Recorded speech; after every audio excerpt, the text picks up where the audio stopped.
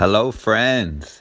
Now, I don't think it's an overreaction to say that acupuncture is one of the most divisive forms of medicine or healing, because I think everybody knows someone who's benefited hugely from it, and also someone who's gone and said, "Oh, it's just a lot of woo-woo nonsense." And to get a better understanding, we reached out to this week's guest, Declan Rothwell. Declan has been practicing classical five-element acupuncture for 25 years. And in this conversation, he highlights the pure mission or objective of acupuncture, which is to get to the direct cause of disease or illness. He delves into what five element acupuncture actually involves, why it works for some people and not for others, and our need to be aligned with nature. Declan's practice is based in Clontarf in Dublin, and if you want to learn more, please check out his website, which is located in the show notes. Thanks for listening. And if you enjoyed it, why not pass it on to a friend or a family member? Why not? All the best, friends. Take it easy. Declan Rockwell, thank you so much for coming on to the Earthly Delights podcast. How are you? I'm very good. Thank you, Jim. Yeah, I'm really looking forward to this. I got in touch with you because obviously there is someone we both know that had highly recommended you and your work. And, you know, when you come across someone who has had a very positive experience with acupuncture, you can kind of, there's not a lot of hesitancy. You know, they're very clear on the impact that it's had in their life. And then I thought, geez, I need to get out to him. I think he could, a lot of listeners would really appreciate what he has to say. Good.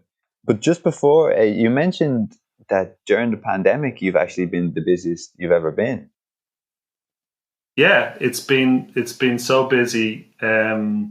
People can't see their GPs at the moment, and so much stuff has been done on Zoom, and whereas we're allowed to be open during level 5 because we're regarded as essential. So it's been great. So people, and because of the pandemic, people are more stressed, they're more anxious, and maybe they're not getting the attention that they need for any symptoms that they have. It's great that you can be acknowledged and recognized as an essential service during this time. Yeah. Absolutely. But before we get into it, Declan, can you tell us a bit about yourself and how you came to work in this field? Sure.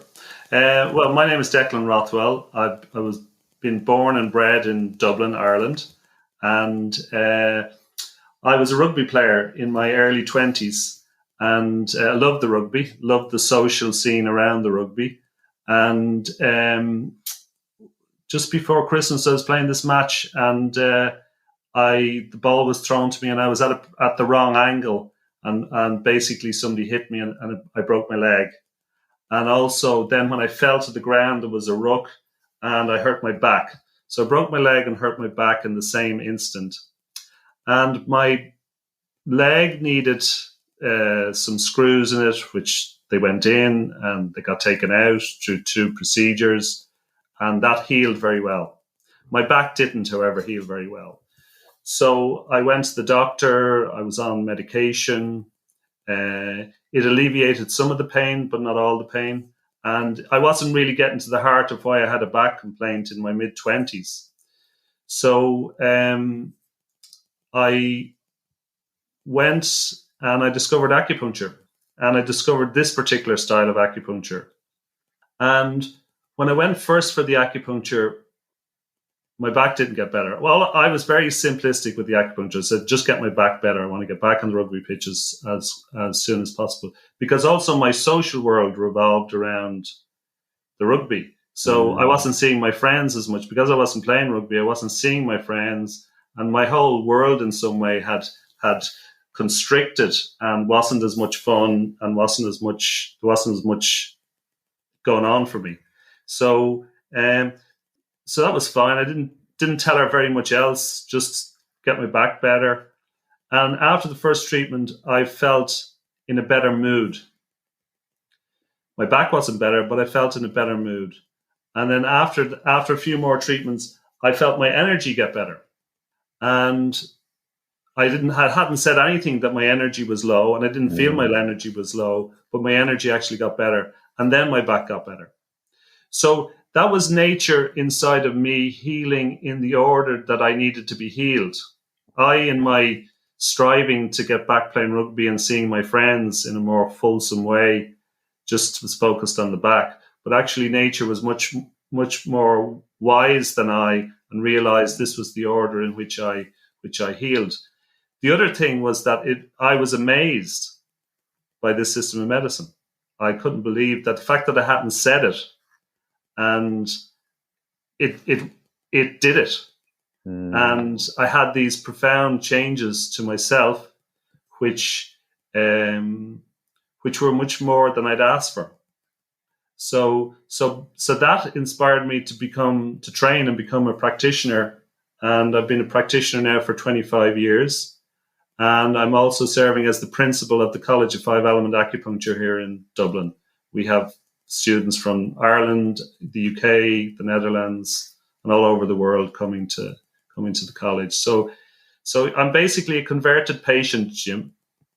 That's fantastic to hear that it had such a profound experience or a profound effect on your life that you said, I need to get it. What were you doing before that? I had an office job. Okay. And wow. I continued that office job while I went and I trained in the UK for 3 years. Professor J.R. Worsley brought this system of acupuncture from the East. He went there and he studied there and became a master. And he set up the first acupuncture college in the Western world in 1963 in a little place between Birmingham and Coventry called Leamington Spa in the UK. And I went there and I studied for 3 years part-time, and I traveled back and forth to Ireland. And then once I qualified, then I set up my practice here in 1996 in Dublin. Great. I have several questions just on your initial experience and how you wanted to get the back better, but then your body was saying, no, this is how it has to go. But before we go there, just for listeners who are saying, yeah, I'm pretty sure I know what acupuncture is, but just can be clarified, can you give your kind of working definition of acupuncture and then 5-element acupuncture? Okay. Well, the ancient Chinese discovered that the key to health is the proper distribution of energy throughout the entire organism. So this energy, which we feel as vitality, you get up in the morning, you feel, oh, I feel great. And then you get up another morning, oh, I feel, ugh. That's just what we're talking about. We're not talking about something esoteric or inaccessible. We're talking about something that we all feel every day, energy, which we feel as vitality or sometimes as heat. And that's distributed between the skin and the muscles and moves through the connective and lymphatic tissue along lines which in acupuncture we call meridians, which are connected to the organs. And the key to health is to have those 12 rivers of energy, those 12 pathways in balance and harmony. How we do that is through the 5 elements, but we can come to that later. So it's very, very simple. It's basically there's an energy system inside us, and we need to have that energy system balanced and harmonious in order for us to be in balance on a body, mind, and spirit level. Can I ask, why do you think this is hard for us to comprehend? Because I often hear about, when people are talking about yoga or acupuncture, these practices driven from the East, they often they want to make sure that it's not understood as, like you say, esoteric or any sort of kind of concept that's not, people call woo-woo or whatnot. I wonder what's your take on why the average person, say in Ireland or in the UK, think, oh, my body isn't made up of these energy fields, these meridians. It doesn't really matter. Okay. you can't argue with results. I wasn't a believer in acupuncture in the first. I wasn't a believer or a disbeliever. People come to me and they're not interested in a discussion about acupuncture. They're interested in getting well. Yeah. And Okay. just like my acupuncture's got me well, I can't argue with that. I can't say, well, actually, I've read this article where it says acupuncture is a load of, codswallop. So what? I've got better from it. So that's so results. You can't argue with results, and so that's the basis of this system of medicine. If you're looking for, whether this system of medicine works, the most dramatic thing to do, and I recommend everybody does this. They go online to a BBC documentary on YouTube about this professor who went and decided that they'd check out to see whether acupuncture worked. And the first couple of scenes in the documentary are in a Chinese hospital where there's a girl, she's in her 20s, she's lying on the operating theatre, and she's lying there, and her chest is completely open, and they're working on her heart, and she's awake, and she's talking to the doctors. And she's had no anesthesia. She's been no chemical anesthesia. She's been anesthetized by acupuncture needles. Now, that to me just is the ultimate in proof that this works. She recovered. She was 6 or 7 hours in the operating theatre. She recovered more quickly because she didn't have anesthesia in her system for 6 or 7 hours, and it cost a few pence in terms of materials for the needles to be inserted in a couple of strategic places on her body. I have to ask maybe a little superficial question here. And do you have patients that come in that are a bit hesitant about the needles? They think, oh, no, I don't like stuff going into me. I don't like this. Or what if I feel pain? Usually by the time they get here, they've worked that out for themselves. Okay. And the other thing is, if you're in pain, like if you have whatever pain it is, you're going to say, well, the benefits are going to outweigh the discomfort of having a needle inserted. Now, unfortunately, most of us are used to getting a hypodermic needle into us. And that's a big needle. These needles are tiny. And you may not even feel them going through the skin. And we want you to feel them because that's the biofeedback that we are connecting with the energy. Sometimes an acupuncturist may miss the acupuncture point, and therefore the patient will derive no benefit from that. We're just putting it into tissue. Okay. So the biofeedback is that the acupuncturist feels something on this side of the needle. They feel a little pull, like the needle's been pulled into a vortex, which indicates that we've connected with the energy. And the patient feels a dull or an achy sensation, slightly deeper than skin level. And so that biofeedback, which we kind of can be scared of, is actually essential and is actually wonderful information for both the patient and the practitioner that something is happening. So you use the word transcend. We need to transcend that kind of superficial fear and realize that this is part of the process. This is part of the way nature lets us know that this is actually something is happening here. This is interesting. I've been reading a bit about this idea that in Western medicine we try to limit pain, when in fact that pain is like intelligence from the body saying, "Oh, hey, we don't like this," or "Change this," or alter this. Whereas very often we say, "Oh no, you're feeling too much pain. Let's find something to numb that pain." Yeah. Pain is a wake up call for us, isn't it? It's saying there's something wrong. Help. And so it's a wonderful. It's terrible when we're in pain. There's no, you wake up in the middle of the night and you've got a pain in your stomach. It's a terrible experience, and you wouldn't wish it on your worst enemy. No. But it is feedback for it. It is a wake up call that something is wrong. Something needs attention, and we need to do something about it. Whatever way we do it, whether we go to our GP, whether we go to our acupuncturist or homeopath or osteopath, whoever, something is telling us that something is out of balance. So pain, it's a pain, but it's It wakes us up. Yeah. So you mentioned that patients come in, and when the pain is particularly strong, they've got over this idea of a potential fear of needles or what might happen. They just want to try anything to get better. Yeah. Do you also get patients coming in without any like overbearing pain?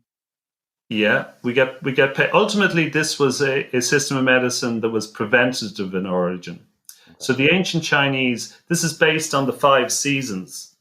The Chinese added an extra season. They saw that the time between summer and autumn.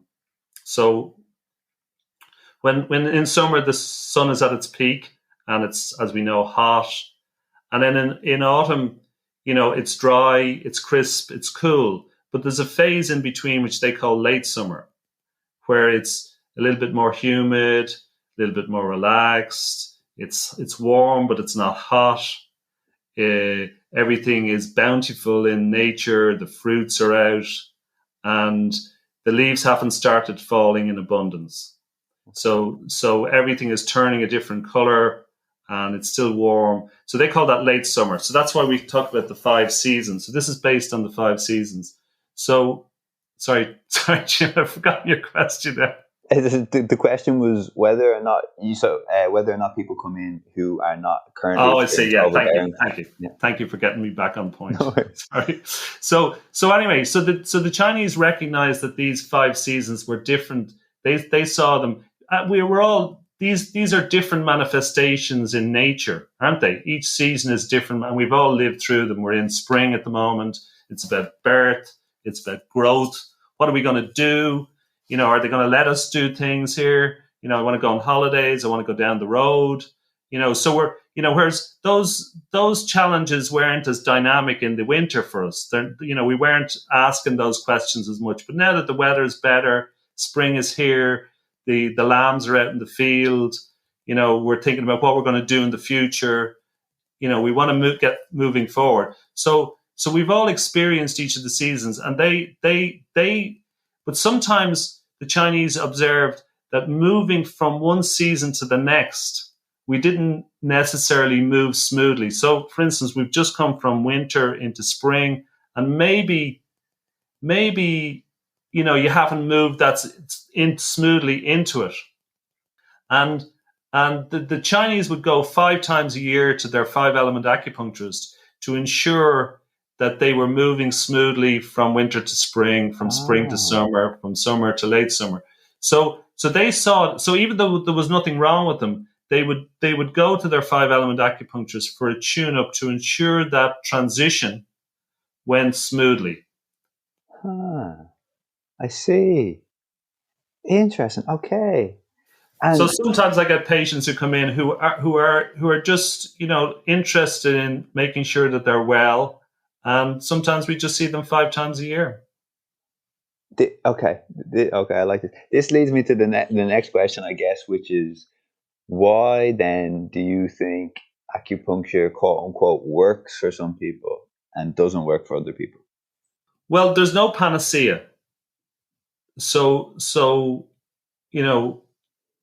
if you have a hip problem, and the hip problem is such that it's gone beyond man and nature, it's the joint has gone beyond man and nature, well, then you need a hip replacement. Unfortunately, Western medicine is wonderful and wondrous in its ability.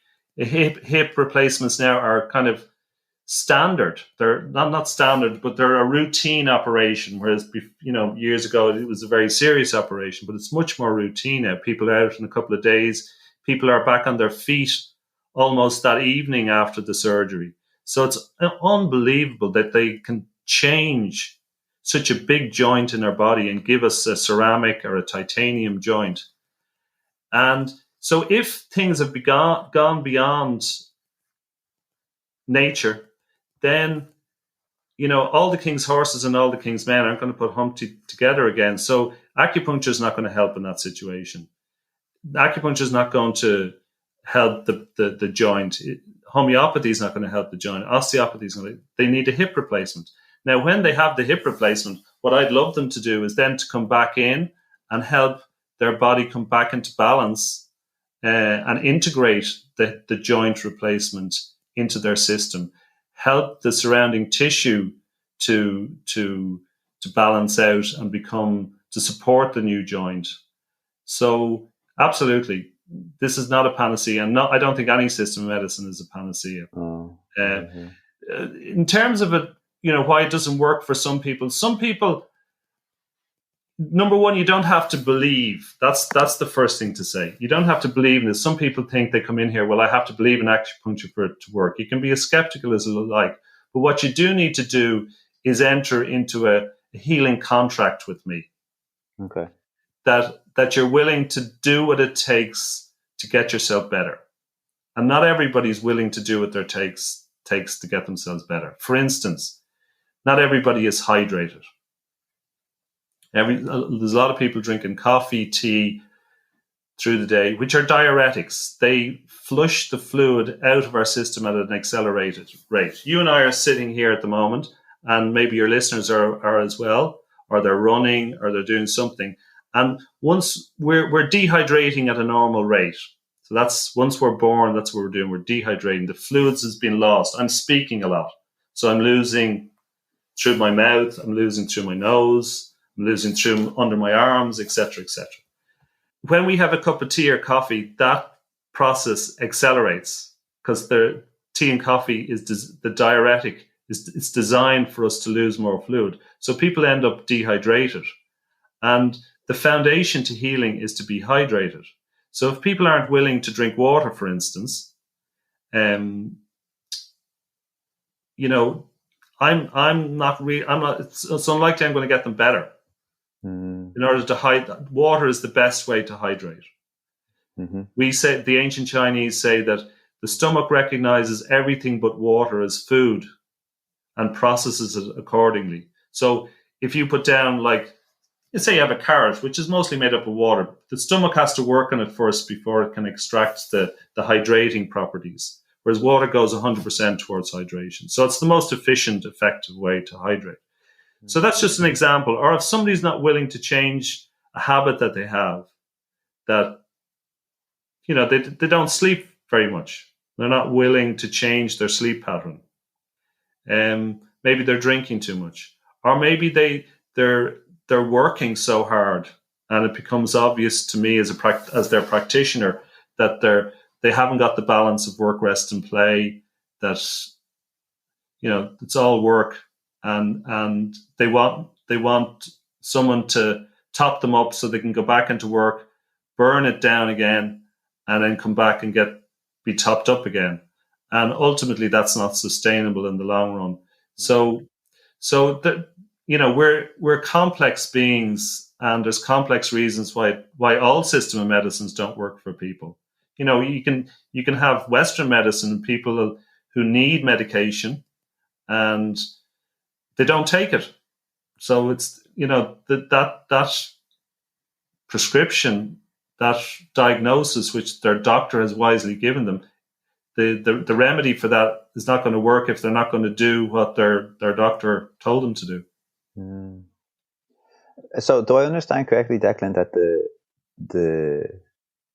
the acupuncture can initiate a stronger connection with the body, with the energy within the body, and then what you do with that stronger connection is kind of up to you in terms of your ability to really heal what's going on, the issue with you, whether that be you're drinking too much, or you're smoking too much, or not getting enough sleep, or you're eating too much, these things. Am I right in saying that, like, acupuncture can't fix the fact that you overeat, but it can give you a closer connection with your body, which makes it harder for you to overeat because you have that stronger connection? Yeah, absolutely. It wakes you up and it brings you into balance. And when we're in balance, if we're drinking 10 pints of beer a night and then we go and have acupuncture, it's a little bit harder to drink the 10 pints. Your body, mind, and spirit are more awake. And you'll be kind of saying maybe after the 5th pint, geez, I've had enough here. Yeah. And you become a cheaper date. You have more money in your pocket and you're healthier. So really, you're saving money with acupuncture. You're saving money. That's what I should put up on the wall outside. I'll Save save money. you money. I'll save you money. Now, what I wanted to come to as well, Jim, is just to explain about the 5 elements, if that would be okay. So, as I said, this is very simple to understand system of medicine because it's based on the 5 seasons, as I explained earlier, and we all know what the 5 seasons are and how they make us feel, and what are the dynamics of each season. The Chinese then just extended that to call them elements. So you've got the fire element, which is associated with the summer. You've got the late summer, which is associated with the earth element. You've got the metal element, which is associated with the autumn. You've got the water element associated with the winter. And then this time of the year is the wood element, the spring, where, yeah. So what the basis of this system of medicine, this is the core of it, Jim, okay, is that at conception, or when you're in utero, or in your formative years as a little human being, something happens that knocks one of those 5 elements out. The energy, just like when we go through the 5 seasons, don't we love to see a lovely year where everything is in its place? And, the winter is cold and it's beautiful, and the spring brings us the best of everything, and the farmers are happy because it's a fantastic spring, which gives a great growth in the summer, and they have a fantastic harvest in the late summer, and then everything lets go in the autumn, and then in the winter again, everything stores and hibernates and withdraws to get ready for the next cycle of growth. So that's a lovely smooth movement through the cycles of the year. In the same way, we want those cycles inside of us, because the ancient Chinese said that same dynamic of each of the seasons is inside of us. That those same movement of energy is inside of us. What is outside is inside. So when we're young, either before birth or after birth, something happens that knocks one of those seasons or one of those elements out. And it becomes the weakest link, the cause of disease for the rest of your life. It's permanently there. Okay. And it means that the cause of the basis of this system of medicine, and what the ancient Chinese said is the cause of any disease for the rest of your life is as a result of that one element being out of balance. So if you take, for instance, the season that we're in at the moment, we're in the spring. So if that is the element, the wood element, the spring if that becomes the weakest link for you, what we do is we diagnose by using our senses. So I have to use my senses, diagnose which of the 5 elements. So in this case, it's the wood, it's the spring energy, is no longer working the way nature ordained in that person. And then when we treat the wood energy within that person, the wood strengthens and everything else comes into balance. Because the ancient Chinese saw that if the wood is out, if the spring is out, and just like any farmer will tell you, if he doesn't have a good spring, all the other cycles within each other season no longer works as well. If there's a huge amount of rain in spring, for instance, he can't sow. So, and therefore, things aren't going to work well, and maybe he's not going to have as good a harvest, as good a return in the late summer.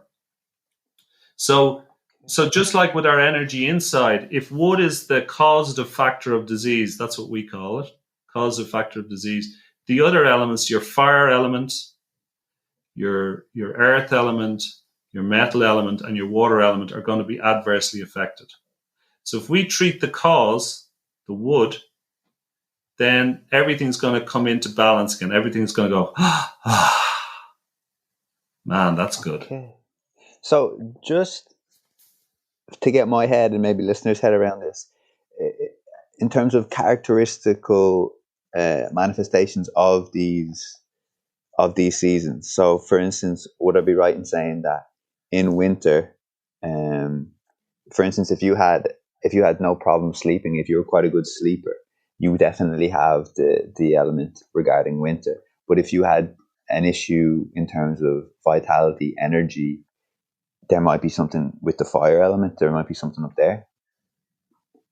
Well, the way we're going to go a little bit deeper. The way we diagnose is that nature is infinitely kind, and nature gives off when if we go back to the example of the wood, okay, because that's the season we're in now, and people, if this podcast go out around this time, then people will relate to the season. So if spring is not the way it should be inside of you, and that's the permanent cause of disease, nature inside of us says, I am just in the same way as if there's a problem internally, nature will give us a pain, just as we spoke earlier. So that's an indicator from nature inside of us that all is not well, right? So in the same way, when one of these elements, when one of the seasons are not working as nature ordained inside of us, nature sends out 4 different signals that all is not well in the kingdom of Jim or the kingdom of Declan or wherever, or whoever it is. The person will emit an odor. So if the wood element, if the person will smell rancid. Okay. The liver is responsible for detoxifying, metabolizing drugs and chemicals. It clears it out. It's necessary for digestion and growth. It filters the blood. So it does all that work, and it breaks down oils and fats. And the gallbladder stores and concentrates bile to release it when we're having a big fry-up. Okay? So that's their job. Now, they're the 2 organs of the wood element. So if they're the weakest link, they're not doing it as well. So there'll be a buildup of fat. So therefore, the person will smell rancid. It's like gone off oil. That's the way the person will smell. The next signal that we get is that a color will be at the temples that will be green, which is the color of the wood element. Wow. So we will see a color green at the temples. Then the person's voice will change. There are 5 sounds according to the ancient Chinese. There's the sound of shout, there's the sound of laugh, there's the sound of sing, there's the sound of weep, and there's the sound of groan. They're the 5 sounds. And nature then says, okay, I'm going to let everybody know that this person has a problem in wood. And that person then predominantly shouts all the time. So their voice develops an emphasis. They are emphasizing everything. It's very important to emphasize things, isn't it? Sometimes when you're making a point and somebody hasn't heard you or doesn't understand you, say somebody jumps in front of you in a queue, you get pissed off. Okay. And you might say to them, excuse me, the queue is at the back. They ignore you. Okay. And you say, excuse me, queue starting at the back. And you put that certain emphasis, and they may have their headphones in, they may be just zoned out. And then you may have to say it a 3rd time. And by that stage, your voice is definitely emphasizing what's going on, isn't it? Uh-huh. Okay. Uh-huh. So that's appropriate in that situation. But when the person is out of balance in wood, they'll be emphasizing all the time. So they'll be like a general barking orders at their troops. You go there. Don't do that. Move. At 12:05, we need the 5th Battalion. There, not there, etc., etc. So life becomes a bit of a barking instruction for that person. And the emotion, the 4th thing is the emotion. We have 5 emotions according to the ancient Chinese. We have anger in the sense of assertion. We have joy. We have sympathy. We have grief. when we lose something, and we have fear. And in the case that we're dealing with, the wood is out of balance, the spring is out of balance, the person will predominate in anger. So everything will be a frustration for that person. Everything will be slightly irritable. And they get stuck in that. Whereas they should be flowing through, we should all be flowing through the 5 emotions. We should, get angry and then go into have a laugh at ourselves. Geez, I got fierce upset about that. Yeah, it's all, done and dusted now. But people get stuck in emotions, and that we'll know their predominant emotion will be anger. The predominant sound of their voice will be shout. They'll smell rancid, and the color on their face will be green. And then we'll know that that element inside of them is the weakest link, Jim. We treat that, and Bob's your uncle. That's fascinating, Declan, because I am just hearing these traits. I can imagine a lot of listeners can resonate or can definitely have one or many of these people in their lives. That maybe certain or certain tasks are given in a kind of angry or shouty way. Yeah. Okay. Okay. And can you give us an example of if you had someone, for instance, who was deficient in the spring energy? Yeah. Can you tell us like what when the person came in, and how did they develop, or how did they improve? The first thing to say, let's think about spring, because this is not a difficult thing to understand really, because everybody's experienced the spring. And what happens in the spring, we get more light, don't we? The days get longer, and the days also get brighter. So we can see further. And to come back to the 2 organs that have responsibility, are in the wood element, which is the gallbladder and the liver, and the meridians associated with them, the channels associated with them. The gallbladder is responsible for decision making, and the liver is responsible for planning. So I had a patient who came who called me and said he came first, and we started to treat him, and we started to treat him on the wood element, and he would ring and say, "Oh, can I have a treatment this morning?" Now I would have told him that I'm booked up 2 or 3 weeks in advance, and he needs to book in, and we need to schedule treatments. But he had no plan. So his liver wasn't working the way nature ordained. So he would ring, and then he would get frustrated that he couldn't get an appointment. So very interestingly, the measure I watched to see what would happen with his scheduling, with his planning. And as he got better and came more into balance, guess what? He was saying, I have my diary here, Declan, let's book a couple of weeks in advance here now. From saying, can I have an appointment? Because he was getting frustrated. And therefore, and this is a key word with the wood element, things were going more smoothly with them. Because if he was doing that with me, he's probably doing that throughout his whole life. He's probably no plan, arrives at the fridge in the morning and says, I loved eggs Benedict. Oh shit, I have no eggs. Or he has a builder in and he says, well, I want this place refurbished. And the builder's there with his men, and he says, yeah, well, where do you want things moved? Well, I'm not sure. And there's no plan. You need a plan. We all need a plan for going forward in a smooth, coordinated way. And what I noticed with that patient is things became more smooth for him. Unconsciously? Yeah, he wasn't particularly... I don't think he was that conscious, and it's not my job, and we don't do that. We don't say, "Oh, do you see the way you're now? When you first came to me, you didn't, you had no sense of planning. Now you have a sense of planning." No, we don't do that.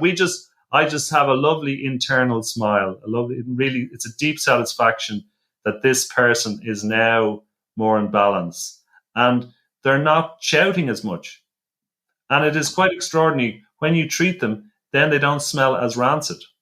Mm. Then the green is not as green. The voice becomes more balanced, and they're not barking orders all the time. They're not speaking. What wood tends to do is not speak with you, but to speak at you. Have you ever had anybody speak at you? I have. Yeah. So Yeah. so it's not a very pleasant experience. It's not a very pleasant experience. Now, if it's not a very pleasant experience for the person who's at the receiving end, it's doubly not a pleasant experience for the person who's doing it. They're not really engaging with life to the way nature ordained we should engage with life, and that's very sad. And to go through your life, was it the best that you could have done in this lifetime? Not really. It was kind of and it does. The ancient Chinese, they didn't really buy into materialism or information, really, Jim. They were into experience. What's your experience of life? Is your experience of life full? Is it happy? Is it wholesome? Are you having a laugh? Are you enjoying it? And when one of these elements is out and is out of balance in a severe way, people go through incredible suffering, not just physically through the symptoms that we could list, but just emotionally, mentally, and spiritually. They become resigned, because with the wood element, for instance, and let's not just see classical 5-element acupuncture because we've picked just the wood, but I want to stick with one example. I could equally talk about each of the other 4 elements, the 4 seasons, and we could have a whole, there's a whole different aspect to them or attributes to them. But if you're not, if you're stuck all the time, and if you're not planning, and if you're not deciding, and you can't see the wood from the trees, and you can't see a way ahead, then your spirit is going to be resigned. You're going to feel hopeless. You're going to feel, because you don't know where to, imagine, have you ever been lost? You don't know which way to go. It's a terrible feeling, isn't it? It's very frustrating. It's very frightening. And it's very disillusioning ultimately. So this system of medicine opens up the light. It opens up the light, and that's the way I should go. I should go ahead with that job and not that job. I should undertake this project because this is going to be healthy for me and my family. I shouldn't undertake that project. They can see with their mind's eye, with their spirit's eye, much more easily than they could previously before treatment. And again, it's a bit like me, the way I came to this when I didn't know my mood wasn't good. I didn't know my energy wasn't good. They get these as lovely side benefits of having this treatment, of coming for something else like a back pain. All of a sudden, they can see more clearly with their mind's eye. Their spirit is uplifted. This is fascinating, Declan. Can I just ask then about people coming in with some mental health difficulties? For instance, have you had patients that are maybe experiencing some depression or some strong anxiety? And is there a similar process? Like, is there a similar lacking or absence within a certain season, and you work on that? Yeah, irrespective of the symptom, Okay. Jim. Okay. We will do this because this once you find the cause, it's the cause of disease, body, mind, and spirit. So the body is affected. The mind, what does the mind mean? It means feelings and emotions. Our thoughts are based on feelings and emotions. So that makes up our mind or our psyche. And the spirit, which is that, not in the sense of a religious sense, but it's that which animates us. That spark, when you look in somebody's eyes and you see that spark, that's the spirit of that person. And by treating all of the person, you can deal with anxieties, depression, paranoia, and all the other mental health issues that can arise. Now, the other thing to say is we work in concert with Western medicine. I had a patient in recently who wanted to come off their medication and was tapering off their medication. That was a decision for her with her psychiatrist. So she was doing that, and she had an episode where she ran into a brick wall and her anxiety levels went through the roof. She went back on her medication and she felt much better. So we can work with that, whatever cycles or phases of where the person is at, and it's complex, as you know, mental health. We can work with that, and we can complement what the person is doing with other things, with medication or with other processes to help themselves.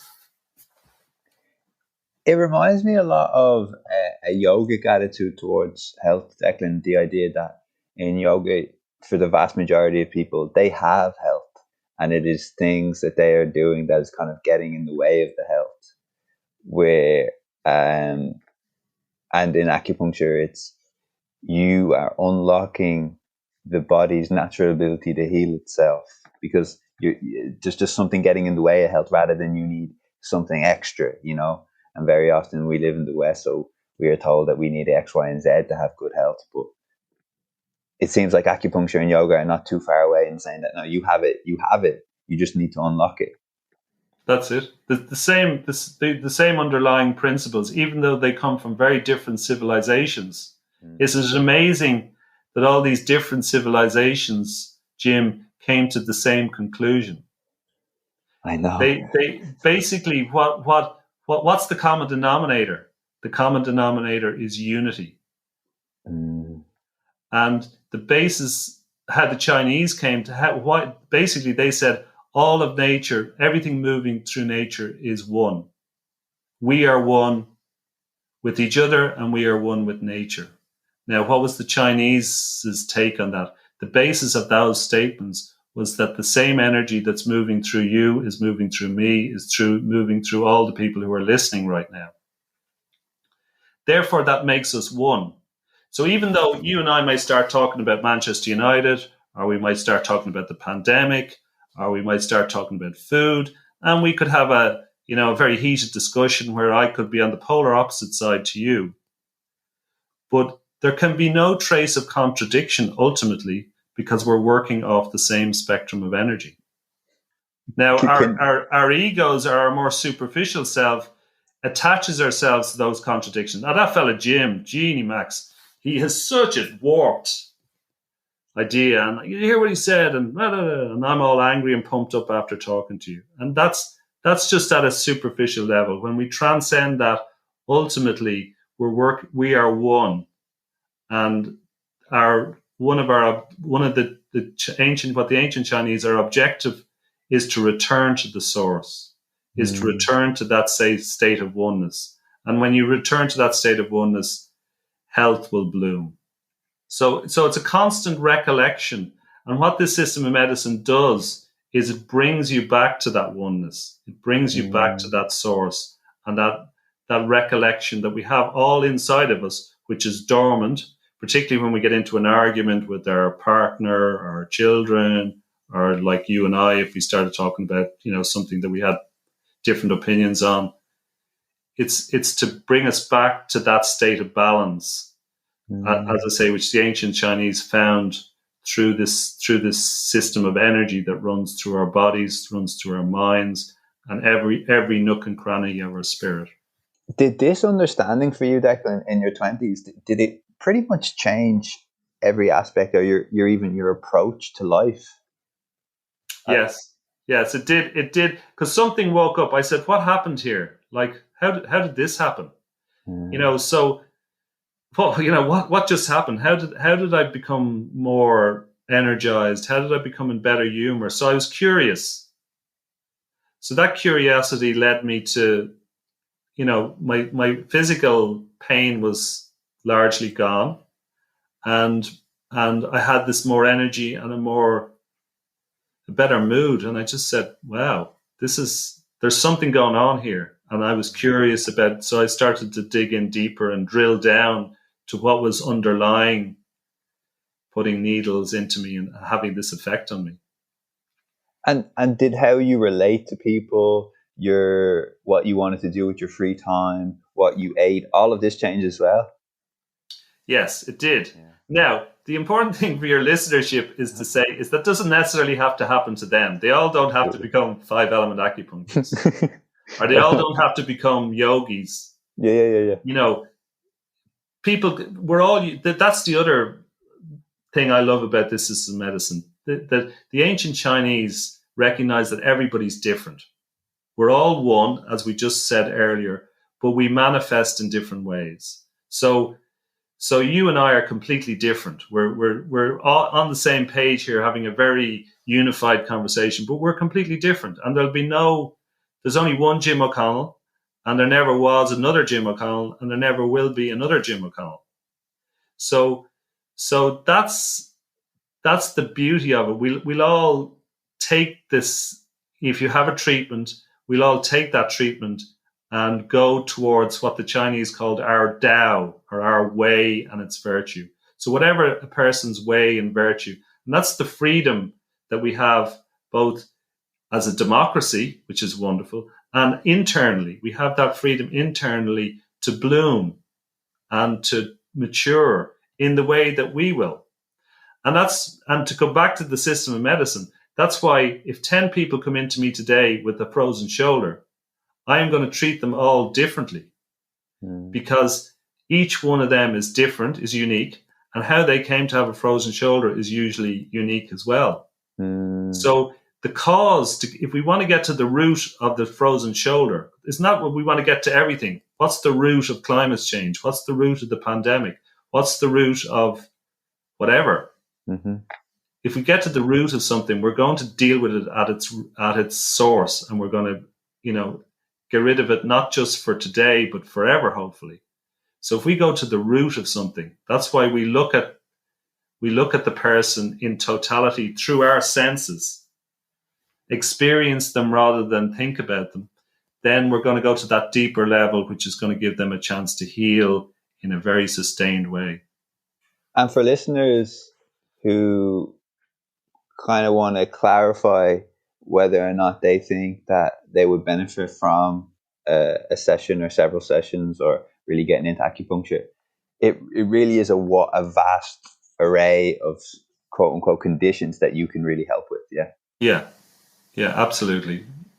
Headaches, stress, anxiety, back pain, leg pain, abdominal issues, stomach problems, emphysema, asthma. We could be here all day. Migraines, we could be here all day.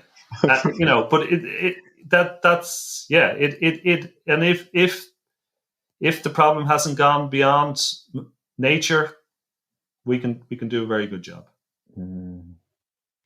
I was also doing some reading, Declan, on the impact of acupuncture on fertility. Can you tell? Are you familiar with this? On the same theme. Why don't we continue the same theme? Yeah, sure. Basically, I have a colleague in the UK called Jared Kite. He's the most famous acupuncturist in these islands. He started off. He does exactly the same as I do. 5-element acupuncture, looking for the root cause through the senses, whether it's spring, summer, winter, autumn, or late summer inside of us that's not working the way nature ordained. And Jared had, early on in his career, he had a number of patients come into him, female patients came into him, who, like me, just said, in the same way as I said, my back is troubling me, they said, I'm having trouble with my sinuses, right? So he got one female patient better, right? Patient went off. The female patient then told her friends, and they came with their sinus problems or their hay fever or blocked nose, all the related issues, and they got better. What he didn't realize, and what they'd never told him, is that a lot of these women were trying to get pregnant. So he didn't even know that these women were trying to get pregnant, but all of a sudden they started to get pregnant. And he got a huge reputation, and still has a huge reputation for treating people for fertility. But he will say, he'd be the first to come on here and say, what I'm doing is I'm treating the cause. I'm not treating the symptom of fertility. I'm treating the cause of why this person is not getting pregnant. and it works really well. He's been on TV. He's been in the newspapers. He's got famous certain celebrities pregnant, and so that's the nice thing about this, because the nice thing is, imagine if a woman's gone through IVF, right? It's a very rigorous, tough process on their body. They take very strong medication. It can be very tough on their system.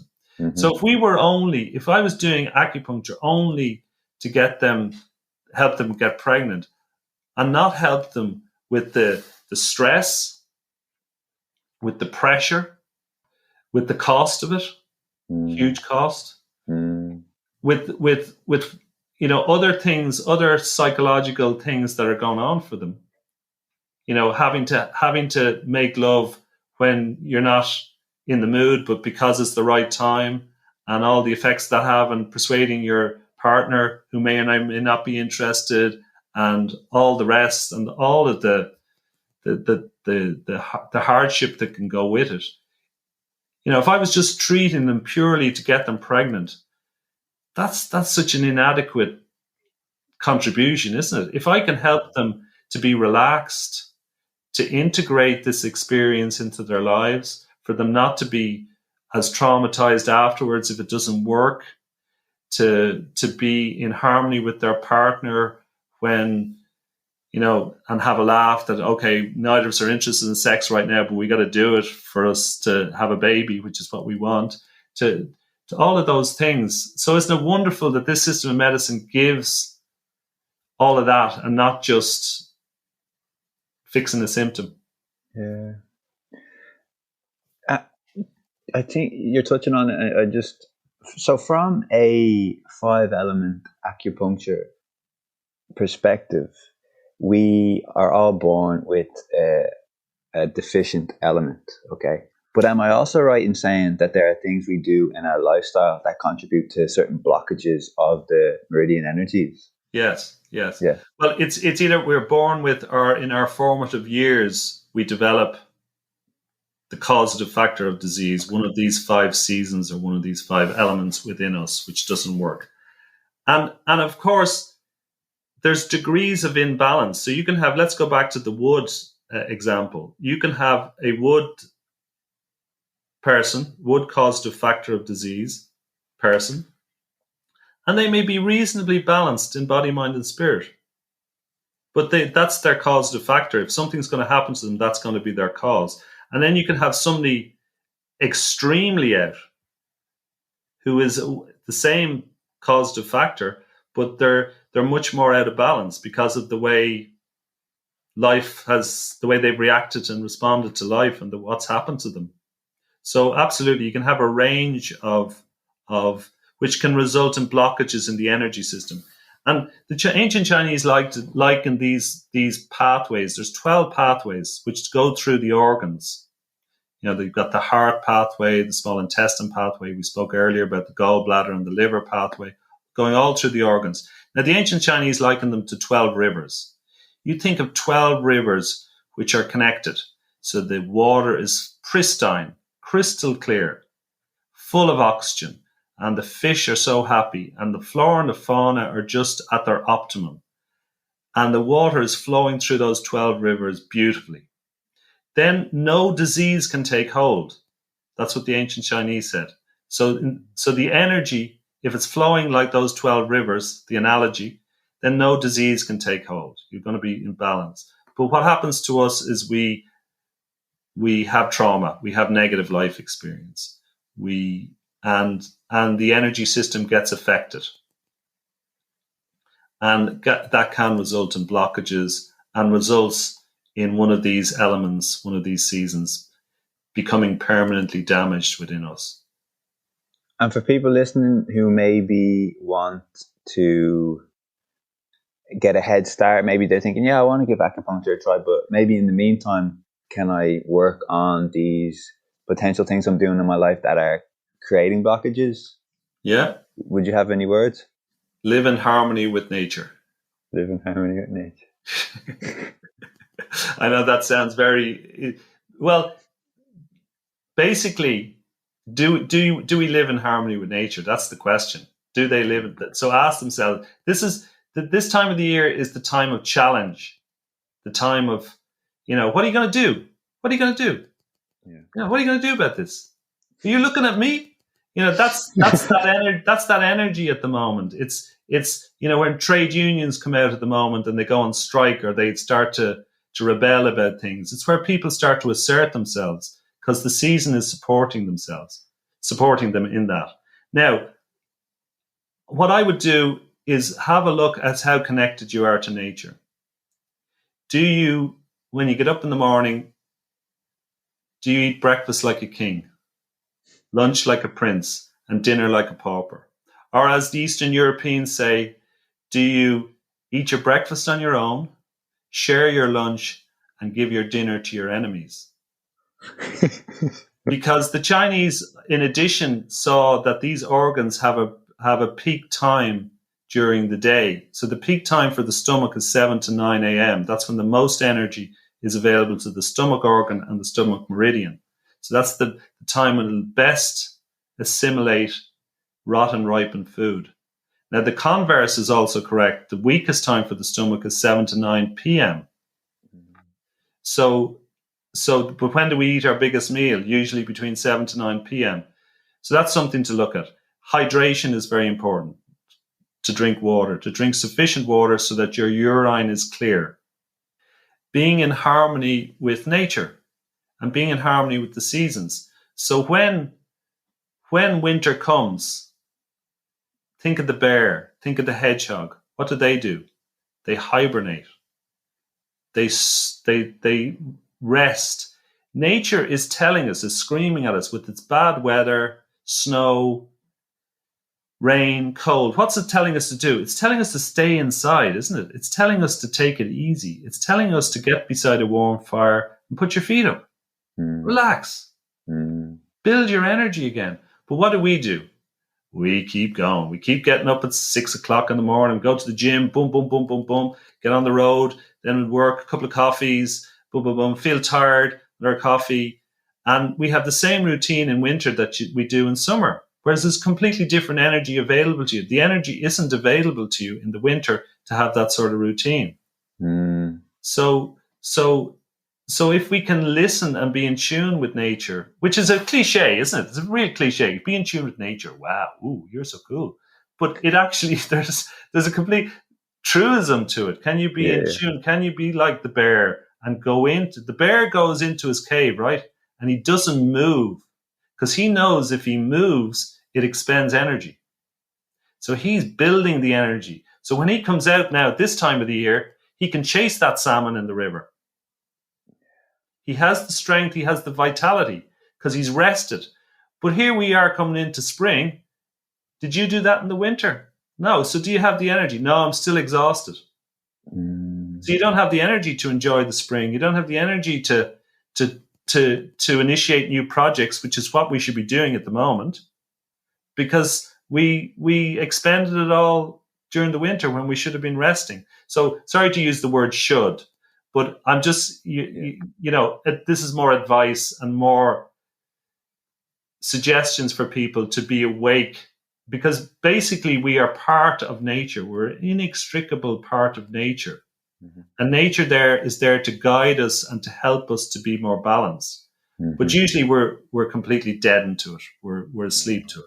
We're asleep to the whispers of nature. And so that's what I would recommend.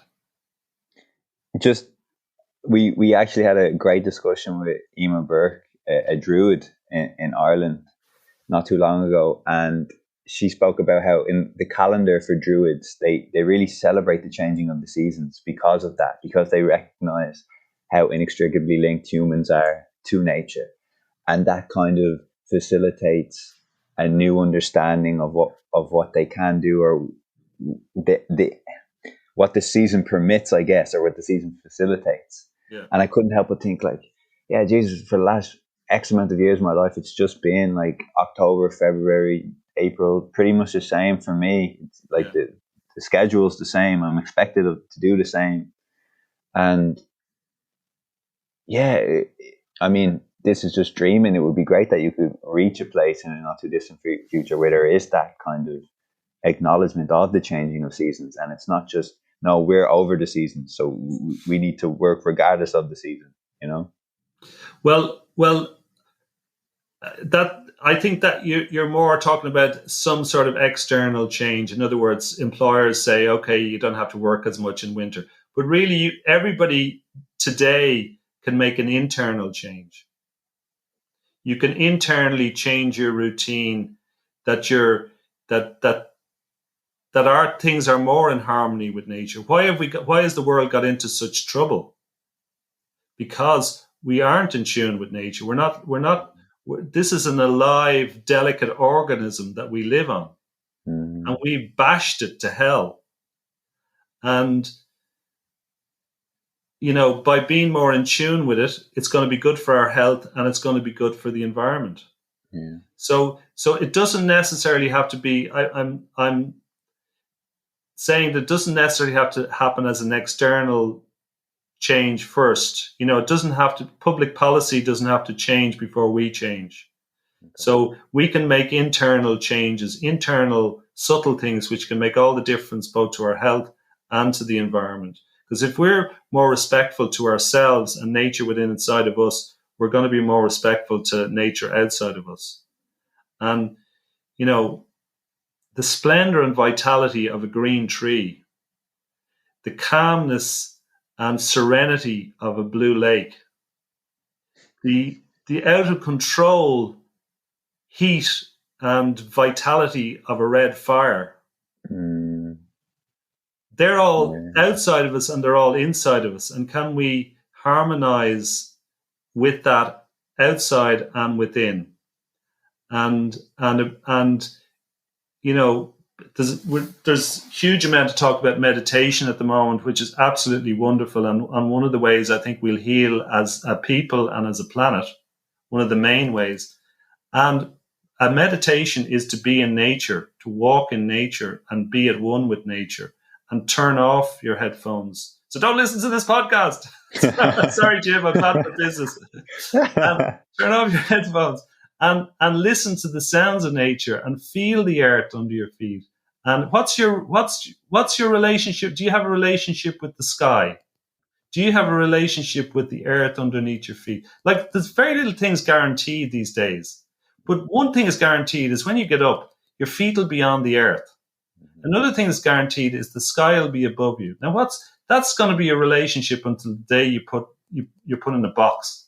Yeah. Okay. So what's your relationship with those two things, with those two dynamics? What do you feel when you have your feet on the ground? Yeah. What do you feel? What do you feel in the presence of the sky? They're going to be with you for the rest of your life. You might as well have a relationship with them. It's a bit like being married and not have a relationship with your wife or your husband, isn't it?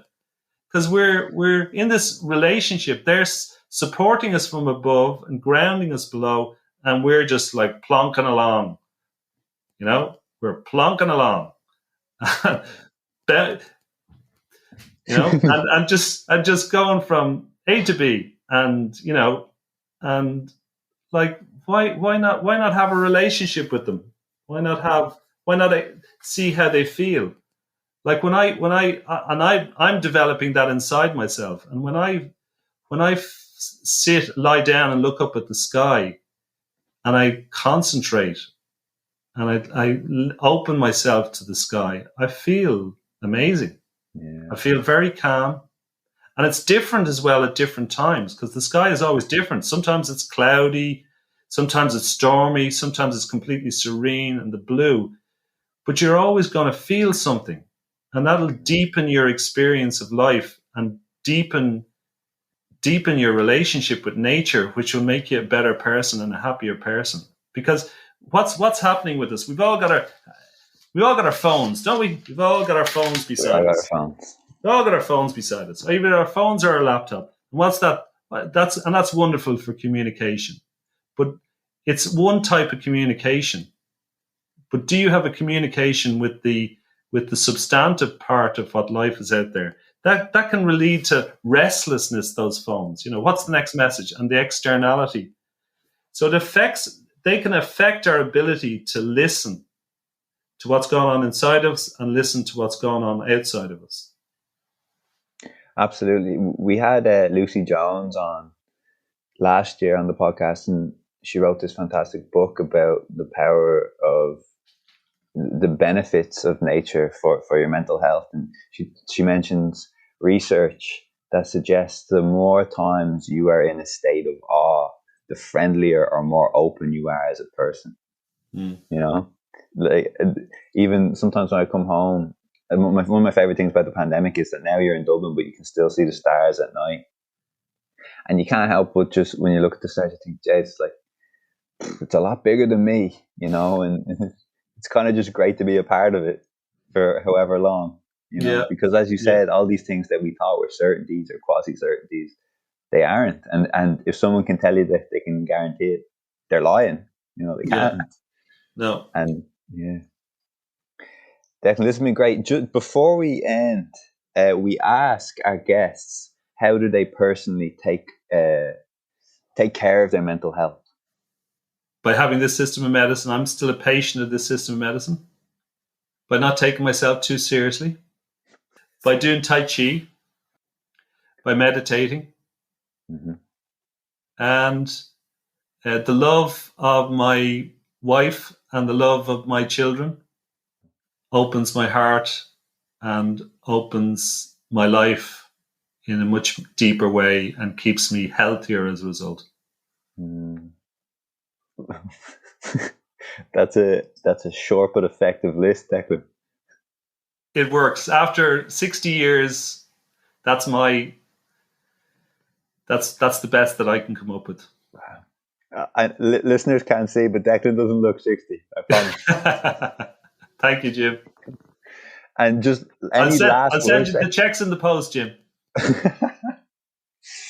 And any last words for the listeners, maybe contemplating acupuncture just before we go? Always find somebody who has had a training. I'm not just plugging our college, but somebody who has had a training of 3 years minimum, so they know what they're doing. Mm-hmm. I would always go on a recommendation. Yeah. I think that works well. That's what I did, and that worked well for me as a patient. And give it a go, and see if it makes a difference. And if, like me, you know, your symptom didn't get sorted initially, be patient. Wait to see if there are other things happening. There's in ancient China, they had the law of cure. Illness goes from inside to out, from top to bottom, and in reverse order from which it came. So that process takes time and involves other things happening, other changes happening, which either are indirectly or not related to your symptom that you present with. So see the totality of your health, which is difficult to do when you have a symptom that's screaming at you, Jim. But that, I guess, that understanding that the healing system within the body is all over. You know, it's hard to just directly go to one thing immediately. It's a process. Yeah, it is a process. Yeah, as we were saying, I think offline, Dr. Edith Edgar, survivor of Auschwitz, who became a psychologist afterwards, a psychiatrist as well, I think, she said that healing doesn't happen in a straight line. It's spiral, and the spiral can be a wide circle, you know, and we're circling to get to balance and harmony. There's no better quote to end it, Declan. Thank you so much. You're welcome, Jim. Hi guys, thank you for listening to the podcast. Please don't forget to subscribe and leave a 5-star review if you haven't already. Every review helps us climb the podcast charts so that even more of you can listen to our amazing guests. We really appreciate the support. Remember to tune in next week, but until then, keep safe and have a good one.